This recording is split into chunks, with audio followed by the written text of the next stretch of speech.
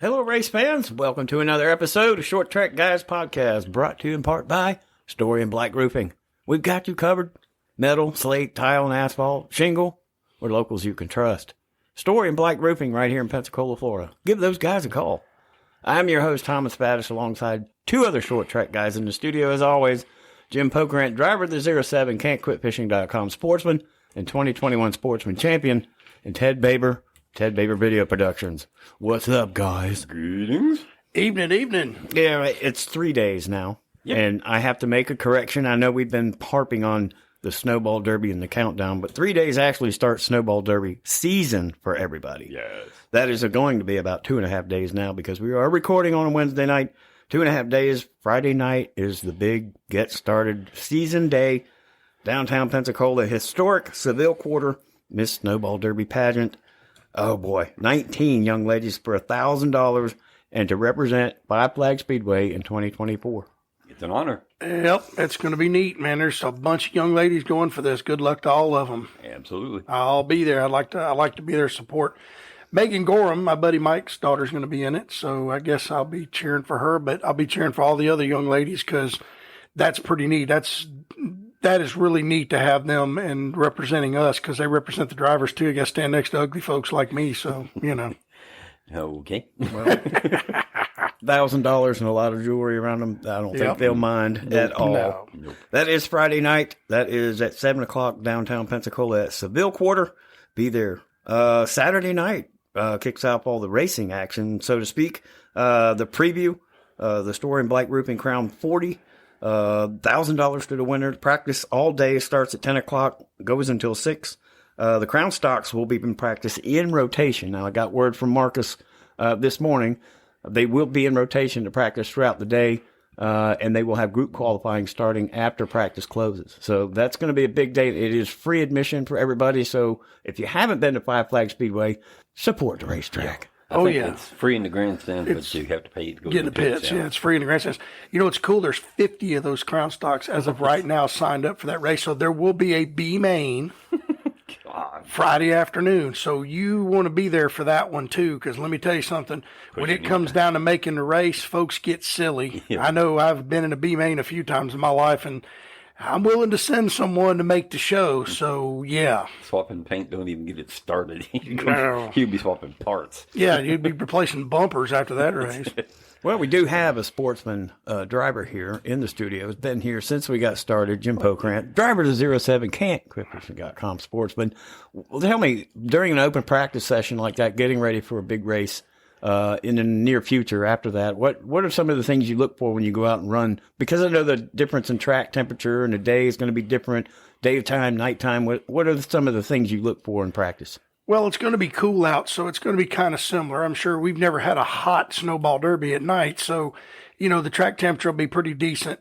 Mainly what we're looking for is we got to find some speed. I need at least 0.3 of a second. I found a problem with a bushing in the rear end that was out of place the last race, and that explains why the car looked like it ran like it flipped a switch all of a sudden. We were running with them, and then all of a sudden it wouldn't do anything, so just looking for some speed. We'll try a different right rear spring. There's a couple little things I want to do. Big shout out to my sponsors, All Pools, Can't Quit Fishing, Emerald Coast Remodeling and Trim. Ted Baber Video Productions is on board. Mm-hmm. And I got to thank Ben and everybody that's helped me out with the car. We're looking forward to representing the podcast and getting a good finish. Maybe we can big squeak one out. If we could win a derby, you know, that's going to be pretty awesome. That's the last thing on my bucket list in racing is win a snowball derby. One more. That windshield came from? Oh, Pensacola Glass. Yeah, thank you. I keep forgetting those guys, but it's actually not in the car right now because it got so pitted up at Mobile because of everybody running down the dirt. But thank you for them this year because it was a big help, and we're going to try to see if Ted can help us out and Pensacola Glass help us next year. We'll put a new windshield in her for next year, and we'll get some of those tear-offs that everybody talks about. We need some of those. But anyway, thanks to everybody who helped me this year. We're still having fun. My main goal this year is a win, but if we can go out there and have a good time Thursday night, bring her home in one piece, drive it back on the trailer because we haven't done that in a while at a snowball, and just have fun. That's what I want to do. We want to enjoy it. We're going to be there Wednesday night at the Green Flag Party as the podcast. So, pay attention for that also, because I know Thomas is going to be there. Mm-hmm. He's going to be there Saturday.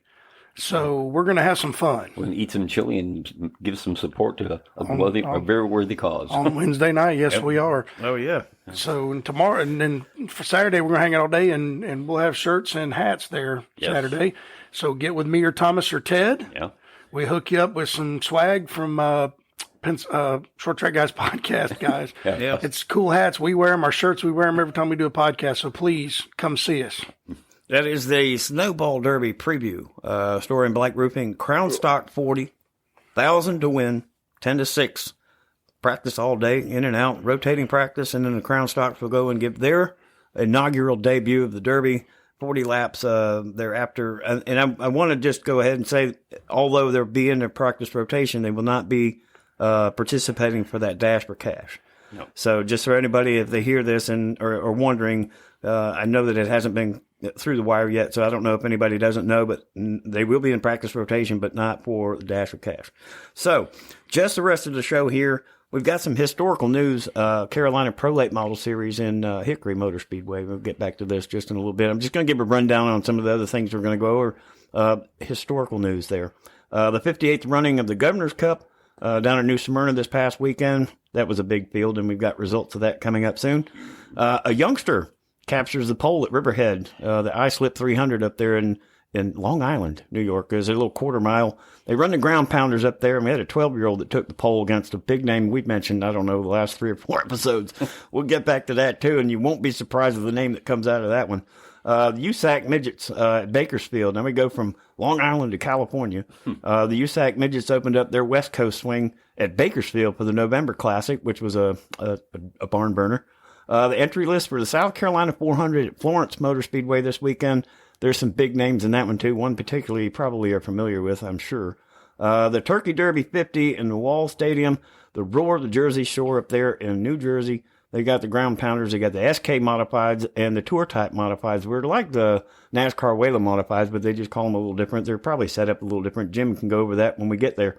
But, hey, let's talk about this historic result at Carolina. At Hickory Motor Speedway in the Pro Late Model Series with Katie Hettinger winning for the first time in the Carolina Pro Late Model Series at 16 years old. Wow. Took it to him by a half a second. Yeah. Just got her driver's license so she can be on the road, but she's been on the track for quite a while and been quite successful. Well, she won down in New Smyrna earlier this year during Speed Weeks in a Pro Late Model driving for Anthony Campy. So she's no slouch behind the wheel. And if you remember, back last year, we had the owner of the Carolina Pro Late Model and Modified Series on our podcast talking about that series. And with her winning, that really helps them grow some more. So that's a pretty cool deal. Yeah.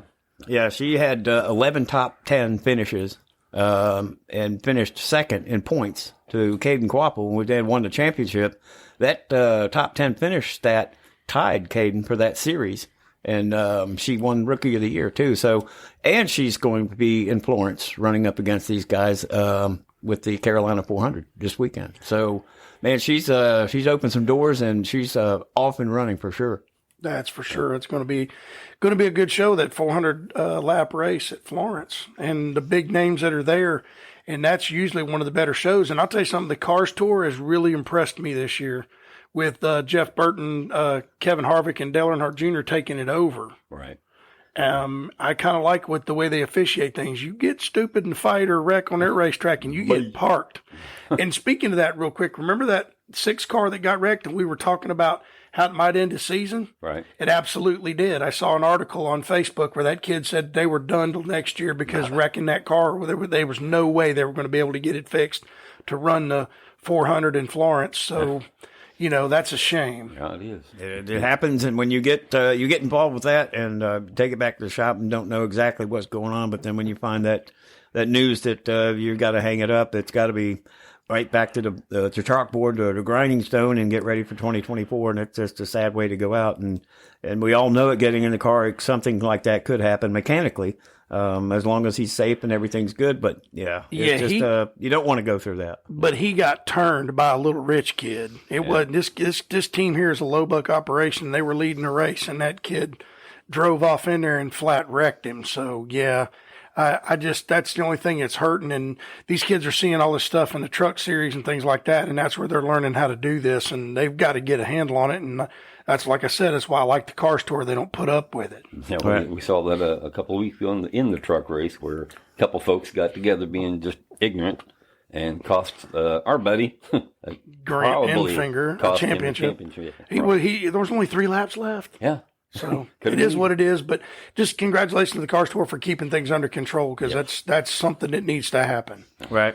Well, the 18 Pro Late models in that event at Hickory, in the Carolina Pro Late model Cookout 100, Katie Hettinger wins by a half a second over Max Reeves, Hayden Mowry, Kyle D'Souza, EJ Tamayo, and yeah, they're going to go on, and hopefully she do well in Florence. We'll see, and we'll have updates at next Wednesday after those results come out. We've got results from the Governor's Cup, and we do want to apologize for not bringing that up as an event coming up this past weekend, last Wednesday's episode. But hey, surprise, the Governor's Cup in New Smyrna, and we got some results from that enormous field. Yes, we did, and we've been talking about New Smyrna, and a local hero actually took that one. Somebody we have talked about just a whole lot here is Stephen Nassy. I got to see some of the race, not a whole lot of it. Those last few laps were awesome. It was back and forth quite a little for a long time until, unfortunately, as you'll find out, somebody had a problem and they didn't finish the way they wanted to, no doubt. But anyway, as I mentioned, Stephen Nassy took the win. Anthony Sergio was second, and Jesse Dutilli. We'll try to get that one right. He was the last one on the podium.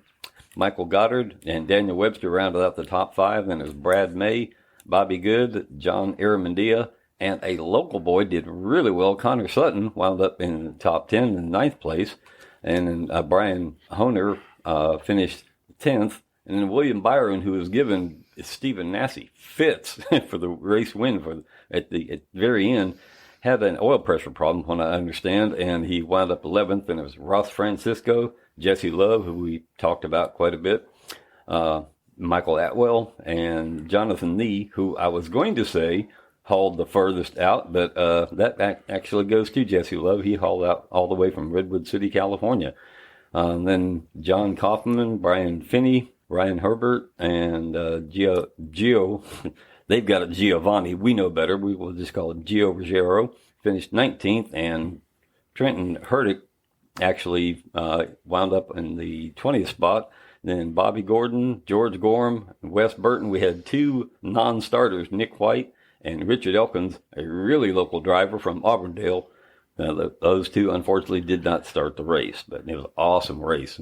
Well, the entire top 5 was from down there. I mean, you're talking about Brad May and Sergi and all them. Those guys all come from down there. So, yeah, the local boys stood up and stood out. Right.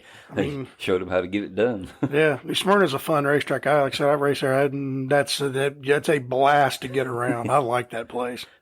Yeah, and on Saturday night before the big race, the prelude to that Governor's Cup was the Pro Late model portion of that. And Gavin Bichelle and Jason Bale, Dawson Sutton, Hudson Bolger, and Anthony Cataldi rounded out the top 5. And Gavin Bichelle and Dawson Sutton of that Rackley War team, number 25 and 26, man, they've just kind of run over everybody in these, the Pro Late model series. They're running all over the place. If they don't run over each other, they will. Yeah, they don't wreck each other. That's happened too, or run over somebody else. Yeah. And a quick shout out to our own Alabama's Grant Thompson. He went down to New Smyrna and won the truck portion of the Governor's Cup.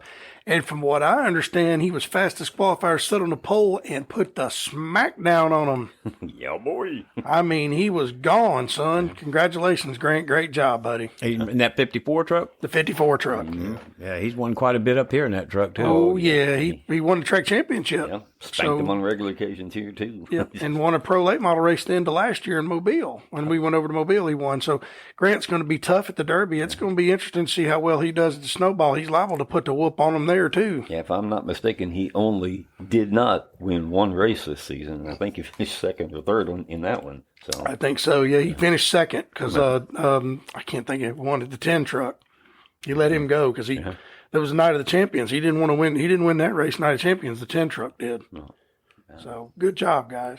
Well, we talked about youth and experience quite a bit, especially when we got started. We were really heavy on the youth versus experience, and we got into a conversation about that. There was a youngster this past weekend up at Riverhead in the iSlip 300 in the tour type or Wayland modified type cars, what we call the ground pounders, up in Long Island, and he's 12 years old, and his name is Paulie Hartwig III, sat on the pole. Set fast time against guys like this gentleman that ended up winning. Paulie, unfortunately, ran up front and gave him all he could, but he slipped back a little bit and ended up 7th in the field. Matt Hirschman.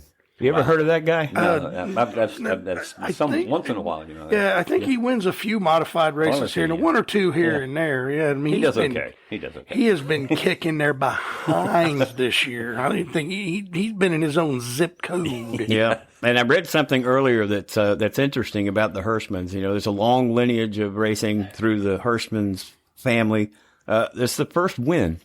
Now, Matt Hirschman has won just about everywhere, but this is one of the tracks that he nor any of his family in 30 plus years at Riverhead has ever won until this past weekend. Broke the ice. Well, he got her did. So awesome job, man. Matt Hirschman's, he kicked butt down at New Smyrna at Speed Weeks. I think he won every single modified race in Speed Weeks. So, yeah. He shows up, everybody else goes, oh, man, come on. Yeah, we're racing for second tonight, fellas. Yeah, and throughout this whole time when he hasn't won there, he kept thinking it was the racetrack. But this time he's convinced it's the car because he hasn't had cars quite this good.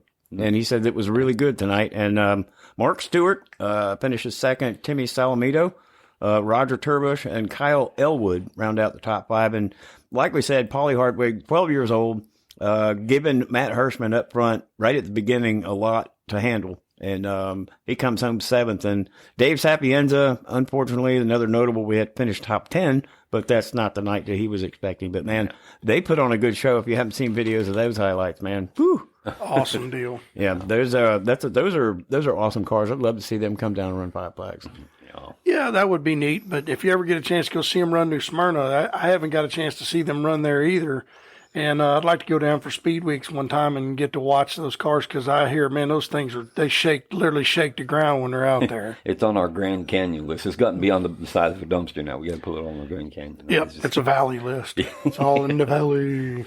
Yeah, I think we're looking for acreage to put. How many dumpsters are we at now? 14. They just keep filling up. Eventually, they'll start opening one of them and get to it. Yeah. Eventually, one of these days. Bakersfield Speedway. Has everybody heard of that? Bakersfield, California. Bakersfield Speedway kicked off their traditional West Coast swing with the November Classic. It was a 30-lap main. Now, these are the midgets, with the likes of Emerson Axum, Logan Seavey, Justin Grant, Cannon McIntosh, Carson Macedo, and Buddy Copeland. Well, those happen to be all the ones in the top 5. Yes. So Logan Seavey comes away with the win, and those guys are doing the slide jobs from one end to the other the whole entire 30 laps. Yeah, they get out in the marbles and they're just bouncing around. Then they'd slide up a little bit. Somebody get back underneath them. They'd go down in 3 and 4, and they'd swap places. God, it was fun to watch. Yeah, you can't. One of them, I think, there was one lap they got called Logan McSeavey Wheelie or something like that. They got up on all the front end, just got up off coming up a 4 turn. But they put on a great show. Wing or no wing, they're good. Yeah, they're insane without a wing though, because there's no downforce. Yeah.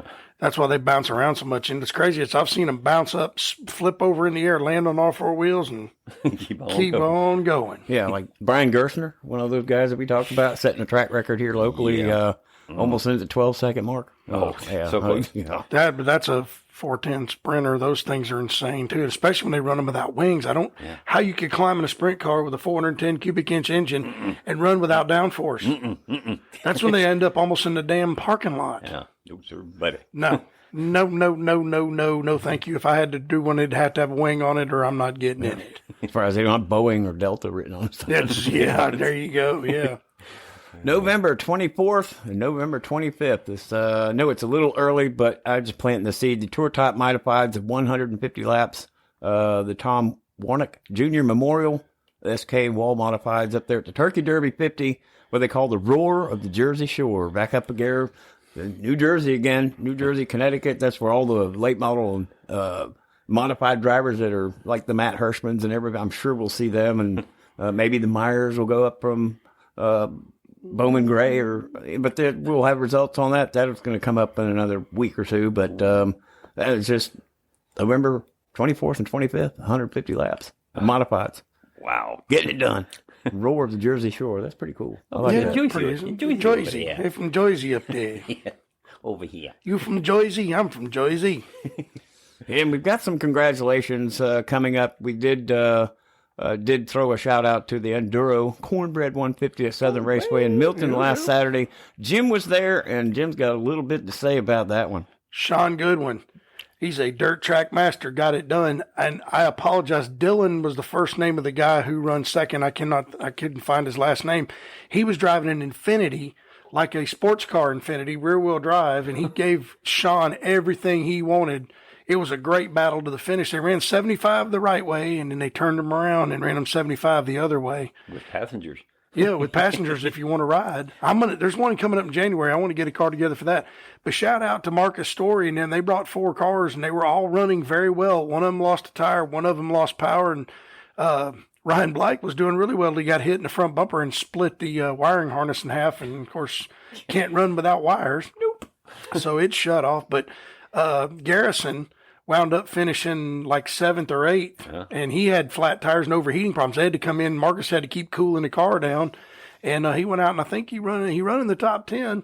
And a big shout out to one of our local racers for years. We got to get him on here sometime. Rocky Boyd finished 5th in that enduro race. They said he finished 3rd. They had transponder problems. I don't know any more than that, but man, it was cool to see Rocky Boyd back in a race car. Oh, yeah. Hadn't seen him in a while. He's nuts, dude. I'm going to tell you something. That dude is crazy. Yeah. He's a great guy. His whole family's nuts. I love all of them, man. The Boyd family, I can't say enough when they had Boyd's radiator service, and I used to go sit and listen to Alton Boyd tell stories, and he'd have you on the floor laughing. Rocky's the same way. They don't live in the same neighborhood as Wright. There's no doubt. No, there is no. The neighborhood they live in is over near me. They all live in Brownsville. Yeah. Wackadoodles. Yeah, crazy. Yeah. Brownsville. Brownsville. Yeah, that's right. The Hood. D.A. Hood. West Side is the best side. That's right. Well, the Northwest Super Late Model Series opens up their season in 2024. I know that's it just comes out, so we have to throw it out there in April 7th. That's a little bit of ways away, but that's the Apple Cup 125. Now, we've touched on the Northwest Super Late Model Series out there in the Washington, California, Oregon area. I'm sure they've got big names, and a lot of those names might be familiar coming to the Snowball Derby, but that's just an added expense to the expense that's already involved. Yeah, it's a long drive from out there, but their late models races are really good. I have some friends, the Gens family, that's from out that way, and they keep me informed about those guys. So it's going to be a good show, and all those races out there are awesome. And speaking of racing, we do have some competition besides racing. Every once in a while it happens. In this particular case, it's the Randy Dorton Hendrick Engine Builder Showdown. They've had this for several years now, and they start off with 6 qualifying rounds, 12 teams, and they whittle it down to 2. And as you might expect, the 2 top teams are consistent anyway, because last year it was believe it or not, a 13-second difference between first and second place. And the teams were Hendrick Motorsports heavyweights Danny Emmerich and Scott Vester. Once again, this year, as you can't possibly imagine it being any closer than that, the winning margin was 0.91, not 9.1, but 0.91 seconds. Those guys were getting it done. Wow, that's incredible. That's pretty neat. Yeah. Engine tear down and rebuild in maybe less than 30 minutes. Yep. That's starting incredible. With the whole motor, taking it apart, putting it back together, and they should make them start it, don't they? Do they make them start it? I think they do. I think they actually make them fire it off. Yeah. It has to run for so many seconds. Yeah. Ain't gonna be perfect, but it's got to run for so many seconds. And that was a Hendrick team. Oh yeah. Oh, imagine that. Yeah. Go figure. Yeah, they used to be the baddest engine builder in the business. Now they're building. Everybody has to have the same motors, which I hate. I miss the days when they could make more horsepower, but it is what it is. Speaking of some local racing. We talked earlier about the Crown Stock 40. There's 50 cars entered in this race, far away from Anderson, Indiana, as far south as Miami, Florida. Going to be a heck of a show, fellas. And that's probably not everybody. There's probably going to be a couple more that come in, but Anderson, Indiana, that's a long haul. There's some people from Ohio.